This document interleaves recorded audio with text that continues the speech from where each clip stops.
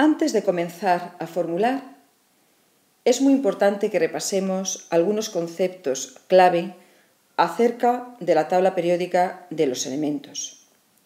En ella, los 118 elementos que o bien conocemos en la naturaleza, o bien hemos sido capaces de sintetizarlos en el laboratorio o de imaginarnos que deben existir, van a estar situados en una tabla constituida por 18 columnas a las que vamos a denominar grupos y por 7 filas a las que vamos a denominar periodos. Tanto unas como otros presentan un gran significado químico que ahora vamos a ampliar. Vamos a comenzar por los grupos. Debemos decir que los elementos que pertenecen a los mismos grupos van a tener en común el número de electrones de la última capa, y eso va a determinar el que presenten propiedades y comportamientos químicos muy similares y, por supuesto, las mismas valencias cuando se combinan con otros elementos.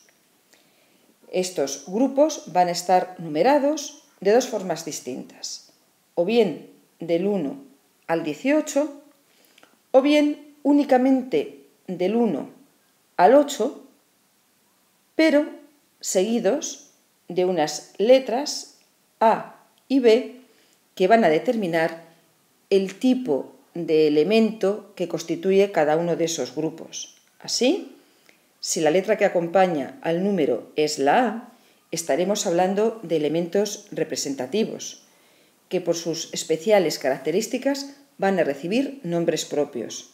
Así, el grupo 1A son los metales alcalinos, el 2A son los metales alcalino-térreos, el grupo 3A son los térreos o boroideos, el 4A son los carbonoideos, el 5A son los nitrogenoideos, el 6A son los anfígenos, el 7A son los halógenos y el grupo 8A sería el de los gases nobles.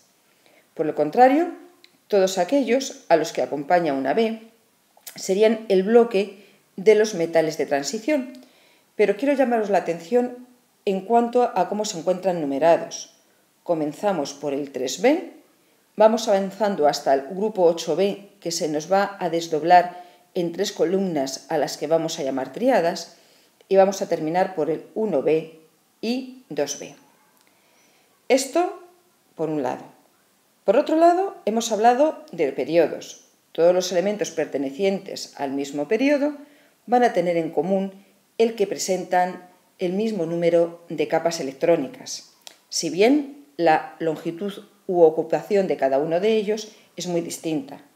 Mientras que el primero de los periodos únicamente tiene 2 elementos, el segundo y el tercero está constituido por 8 elementos, el tercero y el cuarto incluiría también ya metales de transición y llegaríamos hasta 18 elementos, y los más largos de los dos serían el grupo sexto y séptimo, que no solamente estarían constituidos por todos los anteriores, sino además por los lantánidos o actínidos, que aunque se encuentran ubicados fuera de la tabla periódica para que ésta conserve toda su información, irían situados donde se encuentran respectivamente el lantano y el actinio.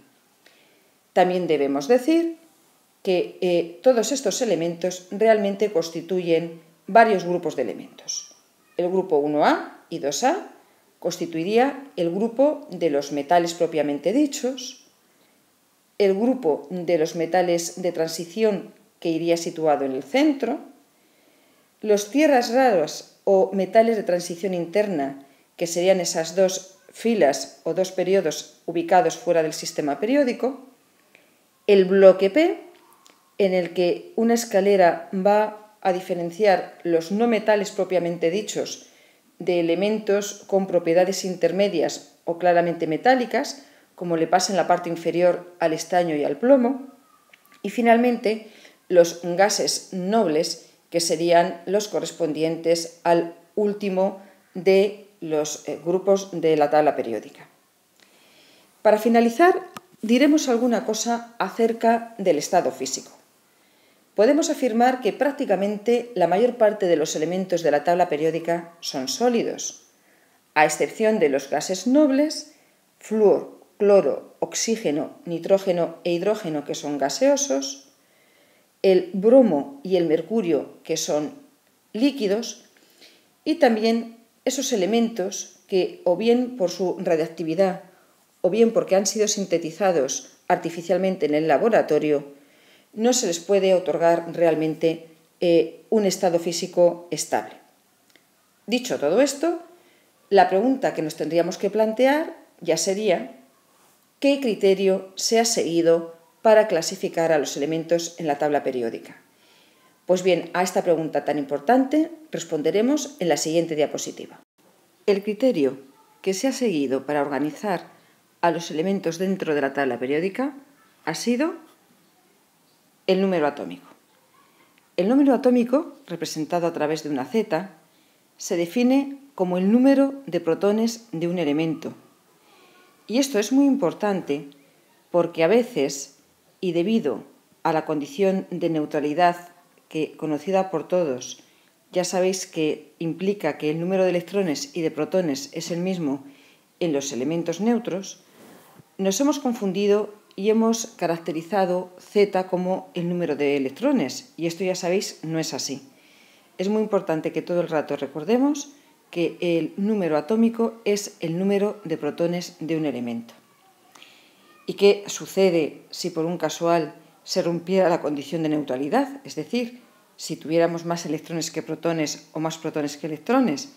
Entonces, nuestros átomos se encontrarían cargados y les denominaríamos iones.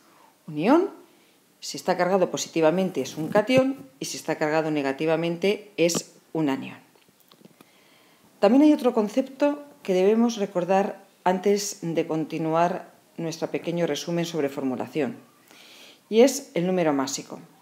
El número másico se representa por una A y representa el número de neutrones más protones que presenta un elemento. Cuando un mismo elemento presenta diferentes presentaciones en las que lo que varía es el número de neutrones, hablamos de isótopos, que precisamente se van a caracterizar por tener diferente masa. Ahora ya vamos a hablar de un concepto fundamental a la hora de empezar a formular, que es el concepto de valencia. Podemos hablar de valencia iónica como el número de electrones que un elemento debe captar o ceder para, convirtiéndose en ión, obtener la configuración de gas noble. Y podemos hablar de valencia covalente como el número de electrones que un elemento va a compartir con la misma finalidad, es decir, obtener la configuración más estable posible. Pero nosotros vamos a simplificar un poquito más y vamos a sistematizar para poder reconocer mejor las valencias de cada elemento. Y vamos a empezar con el grupo 1A. Debido a que todos los elementos de un grupo presentan el mismo número de electrones externos, todos ellos van a tener la misma valencia. En este caso, la valencia 1. Por el mismo motivo, los alcalinotérreos van a presentar la valencia 2. El grupo 3A o de los boroideos van a presentar las valencias 1 y 3. El grupo cuarto presentará las valencias 2 y 4. El grupo quinto, o de los nitrogenoideos, presentará las valencias 1, 3 y 5. Los anfígenos, excepto el oxígeno, presentarán las valencias 2, 4 y 6, a excepción del oxígeno, que únicamente va a presentar la valencia 2, como justificaremos a lo largo de este curso. E igualmente, el grupo de los halógenos presentará como valencias la 1, 3, 5 y 7, a excepción del flúor, que únicamente va a funcionar con la valencia 1. Los gases nobles, como ya sabemos todos, no se van a combinar, dado que ya tienen esa configuración tan envidiada por ser la más estable de todas, y los elementos de transición merecen un capítulo aparte en la siguiente diapositiva. Los metales de transición van a tener como principal característica el poseer muchos orbitales vacíos, como son los Ds y los Fs, y esto les va a hacer posibles el poder actuar con numerosas valencias. Para poder determinar cuáles son las más importantes de ellas, vamos a escribir esta diapositiva. Vamos a comenzar por el cromo. El cromo va a poder actuar en algunas ocasiones como metal y en otras ocasiones como no metal. Como metal va a actuar con las valencias 2 y 3 y como no metal lo va a hacer con las valencias 5 y 6. Exactamente igual le pasa al manganeso, que como metal va a actuar con las valencias 2 y 4 y como no metal va a actuar con las valencias 4, 5, 6 y 7. Los demás son un poquito más sencillitos. El hierro, cobalto y níquel, que son la primera tríada, van a actuar todos ellos con las valencias 2 y 3. El cobre con 1 y 2, el zinc con la valencia 2, la plata con la valencia única 1, el cadmio con la valencia 2, el platino con las valencias 2 y 4, al igual que el paladio, el oro con la valencia 1 y 3, el mercurio con las valencias 1 y 2, y creo que con todos estos elementos ya hemos hecho un buen repaso de aquellos más significativos y que nos vamos a encontrar en un mayor número de compuestos. Ahora ya estamos preparados para empezar a formular.